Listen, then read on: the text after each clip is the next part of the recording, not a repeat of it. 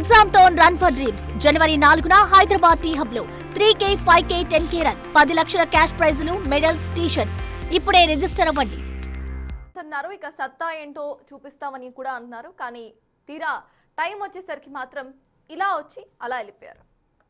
ఇప్పటి వరకు మనం ఎవరి గురించి మాట్లాడుకుంటున్నాం అనేది మీ అందరికీ చాలా బాగా తెలిసిపోయి ఉంటుంది. అండ్ పక్కన ప్లే కూడా అవుతోంది మాజీ సీఎం కేసీఆర్ గురించి. అసలు మాజీ సీఎం కేసీఆర్ ఈ 1 డే షో వెనక ఉన్న అసలు రీజన్స్ ఏంటి?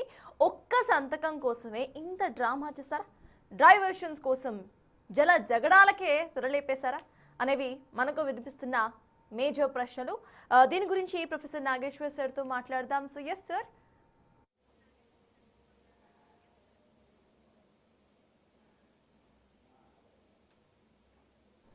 హలో సార్, ఆడియో ఓకేనా సార్? యా నేను మళ్ళీ రీసౌండ్ వస్తుందండి. నేను స్టార్టింగ్లోనే చెప్పాను రీసౌండ్ వస్తుందని. హలో ఓకే సార్, ఇప్పుడు తగ్గించారు, ఒకసారి చూడండి. సో ఫస్ట్ టాపిక్ ఇటు కేసీఆర్ గురించి మాట్లాడుకుంటున్నాం సార్.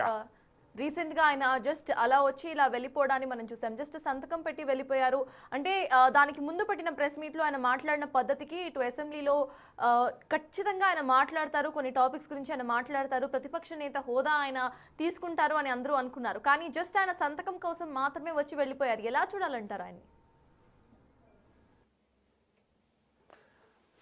అంటే సంతకం కోసమే వచ్చి వెళ్ళారంటే దానికి రీజన్ ఏంటి అంటే అసెంబ్లీ రూల్స్ ప్రకారం ఒక పీరియడ్ వరకు రాకపోతే డిస్క్వాలిఫై అవుతారు.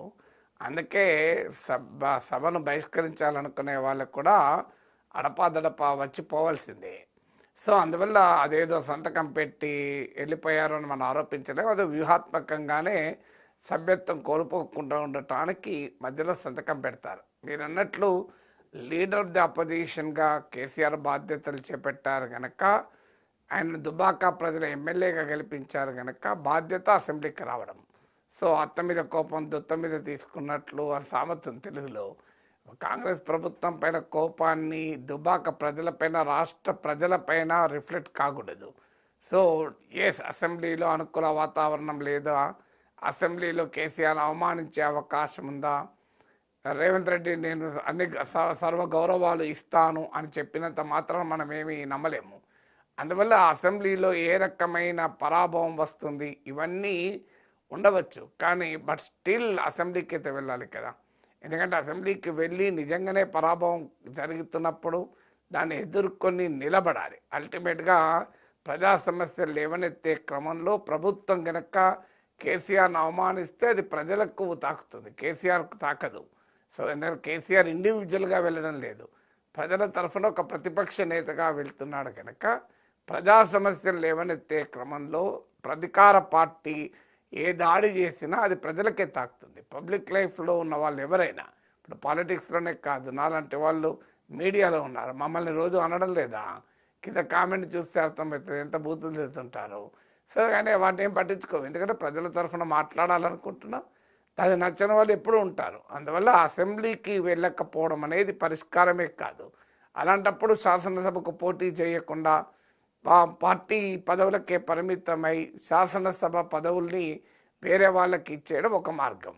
ఒకవేళ లేదు అధికారంలోకి వస్తామని కొని పోటీ చేస్తాం, ఎమ్మెల్యే అయ్యాం, ఇప్పుడు రాజీనామా చేయలేము అనుకుంటే అట్లీస్ట్ ప్రతిపక్ష నేత పదవిలోనైనా వేరే వాళ్ళని కూర్చుండబెట్టాలి. ఇప్పుడు హరీష్ రావును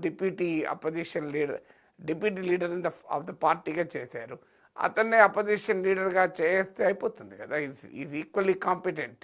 అంటే కేసీఆర్తో పోలిక కాదు కానీ but certainly competent if not equal. So మీకు కేటీఆర్ వర్కింగ్ ప్రెసిడెంట్గా ఉన్నాడు కనుక కేటీఆర్నైనా ఫ్లోర్ లీడర్ చేయొచ్చు, లేదంటే హరీష్ రావు కూడా ఈక్వల్లీ కాంపిటెంట్ కనుక ఆయనను ఫ్లోర్ లీడర్ చేయొచ్చు.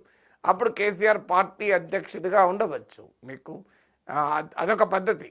మీకు దేశంలో ప్రతిపక్ష నేతగా అసెంబ్లీలో హోదా తీసుకున్నప్పుడు స్టాట్యుటరీ పొజిషన్ అది, payment of salaries and allowances act ప్రకారం అపోజిషన్ లీడర్ ఇది చట్టరీత్యా ఉన్న పొజిషన్ ఇది. సో ఆ statutory position leader of the position cabinet హోదా ఉంటుంది. లీడర్ ఆఫ్ ద పొజిషన్ ఒక పార్లమెంటరీ డెమోక్రసీలో ఒక ప్రత్యేకమైన హోదా ఉంటుంది. ఇది shadow chief minister, British west minister model మనం అనుసరిస్తున్నాం కనుక opposition leader is considered a shadow prime minister, shadow chief minister. అందువల్ల తప్పనిసరిగా కేసీఆర్ సభకు వెళ్ళాలి. సభలో అవమానాలు ఎదురవుతాయి అనుకుంటే దాన్ని ఎదుర్కొనే పద్ధతి ఉంటుంది. ఎందుకంటే కేసీఆర్ ముఖ్యమంత్రిగా ఉన్నప్పుడు కూడా ప్రతిపక్ష నేతల్ని గౌరవించిన సాంప్రదాయం ఏమీ లేదు కదా, ప్రతిపక్ష పార్టీలు స్పేర్ చేసిన సాంప్రదాయం కూడా ఏం లేదు కదా. ఇప్పుడు పవర్ పాయింట్ ప్రజెంటేషన్ గవర్నమెంట్ ఇస్తే మాకు ఇవ్వాలని అడిగారు. CM power point presentation KCR సీఎంగా ఉన్నప్పుడు ఇస్తే అపోజిషన్కి ఇచ్చారా? సో ఎవరు అధికారంలో ఉన్నా దాన్ని వాళ్ళకు అనుకూలంగా వాడుకుంటారు వ్యవస్థను. సో అందువల్ల బీఆర్ఎస్ ఎందుకు అతీతమేం కాదు కదా. ప్రతిపక్షాలకు అసలు మనుగడ లేకుండా, ఉనికి లేకుండా ఎమ్మెల్యేలను పార్టీలో తీసుకొని శాసనసభా పక్షాలను విలీనం కూడా చేశారు కదా. సో ఈ కాంగ్రెస్ పార్టీ లెజిస్లేచర్ పార్టీని విలీనం చేశారు, టీడీపీ లెజిస్లేచర్ పార్టీని విలీనం చేశారు, సిపిఐకున్న ఒక్క సభ్యుని తీసేసుకున్నారు. ఇవన్నీ కేసీఆర్ హయాంలో జరిగింది కదా. అందువల్ల it's a part of play book. అది రాజకీయాల ప్లేబుక్లో ఎవరైనా అదే చేస్తున్నారు. అందువల్ల స్టిల్ ఆయనను పోయి రావాలని శాసనసభకు, ఆయనను ప్రతిపక్ష నేతగా పోరాడవలను. అయితే శాసనసభలో ఏమయ్యేది ఉన్నది, ఆడ మాట్లాడకపోయినా ఏది ఏమున్నది అనే ధోరణి నాయకులకు కూడా అన్నట్టుంది. అందుకే బయట ఎక్కువగా మాట్లాడతారు, శాసనసభలో పట్టించుకోకుండా ఉంటున్నారు. అయితే ప్రెసెంట్ మనం ఒక ట్రెండ్ చూస్తున్నాం, ఇటు ఏపీలో అండ్ తెలంగాణలో కూడా. సార్, ఇద్దరు కూడా ఇటు ప్రతిపక్ష నేత హోదా ఇవ్వాలంటూ అటు జగన్ అసెంబ్లీకి రాకుండా ఉండటం, ఇక్కడ కేసీఆర్ రాకుండా ఉండటం చూస్తున్నాం. ఈ ట్రెండ్ని ఎలా చూడాలంటారు ఇద్దరు నేతలకు సంబంధించి? అట్ ద సేమ్ టైం ఇప్పటికే బీఆర్ఎస్ సైతం తమ గొంతు వినిపించకుండా జలజగడానికి వాళ్ళే తెరలేపారు, ఆ తర్వాత వాళ్ళు బాయ్కాట్ చేస్తున్నారు. దీన్ని ఎలా చూడాలంటారు?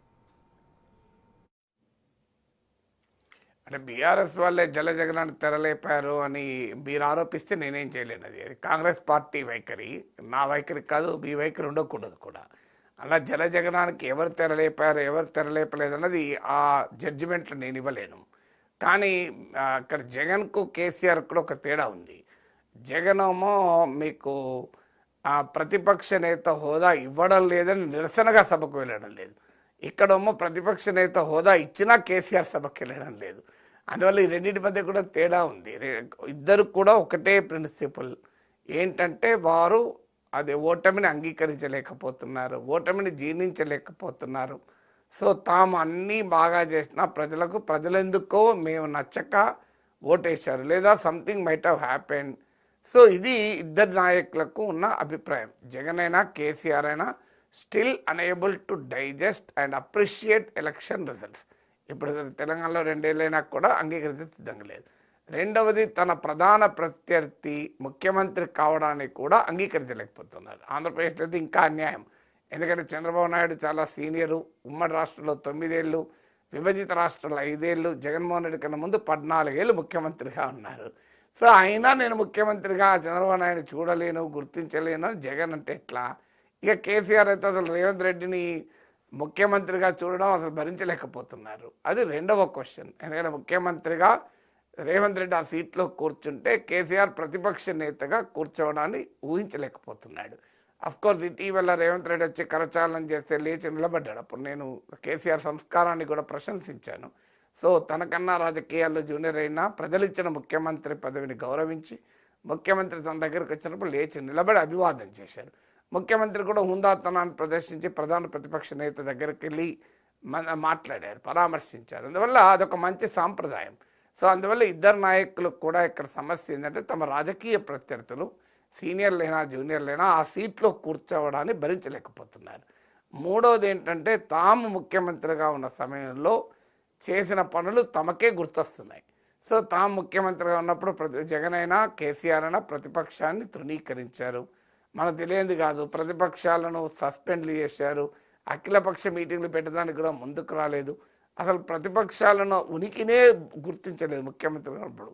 సో అందుకే అంటారు అధికారం ఎప్పుడూ శాశ్వతం కాదు, కొన్ని మంచి సాంప్రదాయాలను నెలకొల్పితే తర్వాత టైంలో ఉపయోగపడుతుంది. కానీ మంచి సాంప్రదాయాలను నెలకొల్పకపోతే తర్వాత కాలంలో జరుగుతుంది. కోడలు అత్తను బాగా చూసుకోకపోతే ఆ కోడలు అత్తగా మారిన తర్వాత ఆ కోడలు అత్తగా మారిన కోడలను వాళ్ళ కోడలు కూడా అదే అంటుంది, నువ్వు చూసుకున్నావు మీ అత్తను అంటారు. మీ అత్త నువ్వు ఎట్లా చూసుకున్నావు మేము చూడలేదన్నా, పెళ్ళైన మొదట్లో మీ అత్తతో నువ్వు ఎట్లా బిహేవ్ చేస్తున్నావు చూసావు కదా, అందువల్ల నేను కూడా నీతో అలాగే బిహేవ్ చేస్తున్నా అంటారు. సో అదే జరుగుతుంది. అందువల్ల తాము ప్రతిపక్షం పట్ల ఏ వైఖరి అనుసరించామో వాళ్ళకు మర్చిపోలేదు. కేసీఆర్ మర్చిపోలేదు, జగన్ మర్చిపోలేదు. చంద్రబాబు నాయుడును ఆఖరికి వాళ్ళ ఫ్యామిలీని కూడా లాక్కొచ్చి నానా అన్యాయంగా తన పార్టీ సభ్యులు అవమానిస్తుంటే జగన్మోహన్ రెడ్డి ఏమాత్రం మందలించలేదు కదా. సో అందువల్ల అది గుర్తొచ్చినప్పుడు ఏమవుతుంది, Newton's laws of third law of motion, for every action there is an equal and opposite reaction. ఇప్పుడు తాము అధికారంలో లేరు, తాము ప్రతిపక్షంలో కూర్చున్నాయి, ఓడలు బండ్లైనాయి, బండ్లు ఓడలైనాయి, ఇప్పుడు వాళ్ళు ఆటోమేటిక్గా అటాక్ చేస్తారని తెలుసు. అందువల్ల ఇక నాలుగో కారణం ఏంటంటే అసెంబ్లీలో మాట్లాడినా మాట్లాడకపోయినా it doesn't make any difference. ఎందుకంటే పబ్లిక్ డొమైన్లో మీడియా ఉంది, బహిరంగ సభలు ఉన్నాయి, చాలా మార్గాలు ఉన్నాయి ప్రజలకు చేరువేయటానికి. ప్రజలు అసెంబ్లీలో ఏం జరుగుతుందనేది అంత సీరియస్గా తీసుకుంటలేరు. అందువల్ల అసెంబ్లీ ప్రజలు దృష్టిని ఆకర్షించే స్థాయిలో అసెంబ్లీ లేవు. అందువల్ల కూడా ఏమవుతలేండి, దీనికి ఎలక్ట్రల్గా ఏమైనా నష్టమవుతుందా? ఇప్పుడు ప్రజలందరూ సీరియస్గా భావించి అసెంబ్లీకి రానందుకు ఓ నాయకునికి వ్యతిరేకంగా కనుక ప్రజలు భావిస్తే రాయరా నాయకులు పరిగెత్తుకుంటూ వస్తారు. సో అందువల్ల ప్రజలు కూడా సీరియస్గా తీసుకోవడం లేదు, ఎందుకు సమయం వృధా అని. కేసీఆర్ లాంటి వాళ్ళకైతే ఒక అడ్వాంటేజ్ కూడా ఉంది, బలమైనటువంటి పిల్లలు ఉన్నారు, అటు కేటీఆర్ కావచ్చు, ఇటు హరీష్ రావు కావచ్చు, సమర్థవంతంగా శాసనసభలో కేసీఆర్ లేని లోటును తీర్చగలిగే సమర్థులు కూడా ఉన్నారు. అందుకే వచ్చి ఏం చేస్తాం, వచ్చి కాంగ్రెస్ ప్రభుత్వం చేత మాట్లాడిపించుకోవాలి, రేవంత్ రెడ్డి ముందు నిలబడాలి, రేవంత్ రెడ్డితో మాట్లాడిపించుకోవాలి, ఇదంతా ఎందుకు, ప్రశాంతంగా వచ్చిపోతే అలా అర్చి ఇలా పోతే అయిపోతుంది కదా అని అనుకుంటున్నారు. సెకండ్